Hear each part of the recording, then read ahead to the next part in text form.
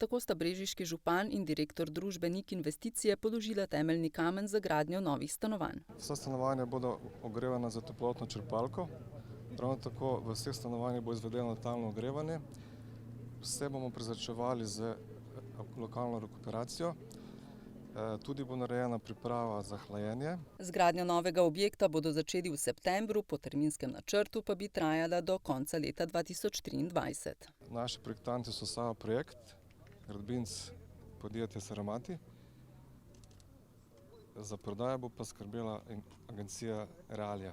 Vrednost investicije so ocenili na 13 milijonov evrov. Po Simoničevih besedah jo bodo izpeljali z lastnimi sredstvi in s pomočjo bank. Avansi bo je potrebno 10%. Vrednosti, ja. Koliko pa bo kvadratni meter? Poprečno 2200 plus DDV.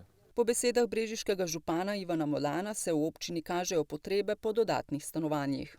Tu je bilo sprejeto že leta 2008, praktično podroben prostorski načrt. Takrat je bilo podjetje Begrad, ki pa potem seveda zaradi gospodarske krize ni šlo v realizacijo. Danes me pa veseli, da je podjetje Nix se odločilo, da bo odkupila to parcelo in začela graditi. Naj pa povem, da občina Brežice sprejema še en dodatni prostorski podroben načrt in pa eden je že sprejet, kar pomeni seveda, da bi v naslednjih letih lahko se v naši občini zgradilo nekje okoli 300 stanovanj. Kot dodaja Molan, v prihodnjih letih namerava tudi občina Brežice povečati fond svojih stanovanj.